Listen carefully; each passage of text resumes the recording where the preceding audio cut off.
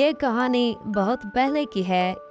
राजनगर में एक बहुत बड़ा जंगल था जहाँ बहुत सारे जानवर मिलजुल कर रहते थे। एक दिन जंगल में बहुत तेज बारिश हो रही थी। राजू कौवा और उसकी बीवी मिली अपने घोंसले में बैठे बातें कर रहे थे।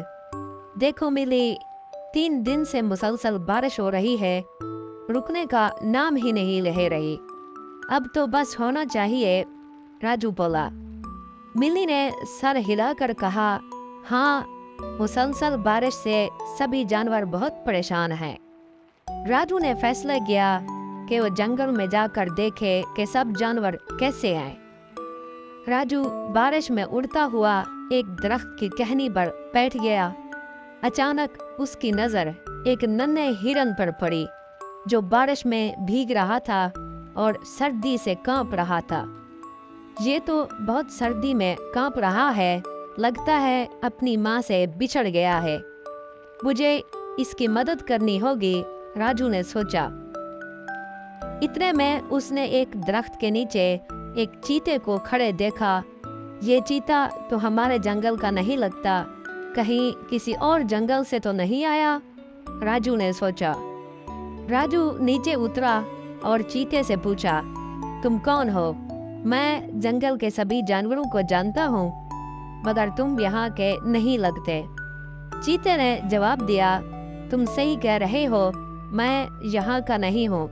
मैं बस बारिश से बचने के लिए यहाँ रुका हूँ। जैसे ही बारिश रुकेगी मैं चला जाऊंगा। फिर राजू हिरन के बच्चे के पास गया और बोला, तुम यहाँ क्या कर रहे हो? तुम्हारी माँ कहाँ है? बच्चा रोने लगा और बोला, मेरा नाम सोनू है। मैं बारिश में खेलते खेलते अपनी माँ से बिछड़ गया हूँ और घर का रास्ता भूल गया हूँ। फिक्र मत करो, मैं तुम्हारी माँ तक पहुँचा दूंगा, राजू ने कहा। सोनू अपनी माँ से मिल गया, मगर एक नया मसला पैदा हो गया। राजू सोनू को लेकर जा ही रहा था कि अचानक उसकी माँ परेशानी में उसे ढूंढती हुई वहां आ पहुंची। तुम कहाँ चले गए थे सोनू? मुझे अंदाजा भी है मैं कितनी परेशान हो गई थी, माँ ने गुस्से से कहा। सोनू शर्मिंदा होकर बोला, माँ, आज से मैं तुम्हारी हर बात मानूंगा और अकेला कहीं नहीं जाऊंगा। राजू मुस्कुराकर बोला, अब जब तक बारिश बंद ना हो तुम बाहर मत खेलना। राजू पर इल्जाम लगा। अगले दिन जंगल में एक चिड़िया उड़ती हुई आई और घबराकर राजू से बोलू, राजू, बड़ी मुसीबत आ गई है। सोनू की माँ रो रही है क्योंकि सोनू फिर से लापता हो गया है। क्या? राजू हैरान हो गया। मैं फौरन उसे तलाश करने निकलता हूँ। राजू ने पूरे जंगल में सोनू को ढूंढा। फिर अचानक उसे वही चीता नजर आया जो कल दरख्त के नीचे बैठा था। तुमने कहीं एक हिरन के बच्चे को देखा है? राजू ने पूछा।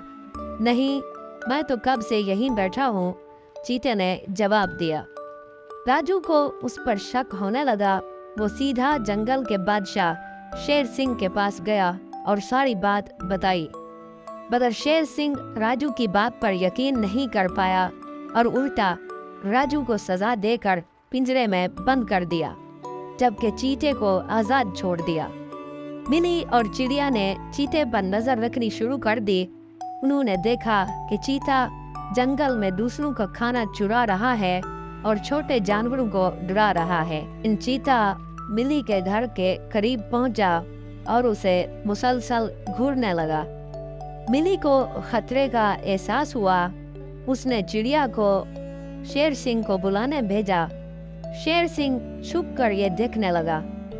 चीते ने सोनू को धोखा देते हुए कहा, पिछली बार मैंने ही तुम्हें तुम्हारी माँ तक पहुँचाया था, मगर वो तो मेरी चाल थी। दरअसल मैंने राजू को जेल में डलवा दिया ताकि कोई मुझे न पकड़ सके और आज मैं तुम्हें खा जाऊंगा। ये सुनकर शेर सिंह गजबनाक हो गया। वो जोर जोर से दौड़ा और चीते पर हमला कर दिया। चीता घबराकर अपनी जान बचाकर भाग निकला और हमेशा के लिए जंगल छोड़कर चला गया। शेर सिंह ने राजू को कैद से आज़ाद कर दिया और उससे माफ़ी मांगी। राजू, मुझे तुम पर शक नहीं करना चाहिए था, शेर सिंह ने कहा। राजू मुस्कुराया और बोला, कोई बात नहीं बादशाह सलामत, सब कुछ ठीक हो गया, यही काफ़ी है।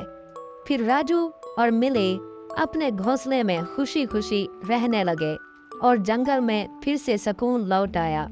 दोस्तों, अगर ये कहानी आपको पसंद आई है तो प्लीज़ चैनल को सब्सक्राइब कर दें।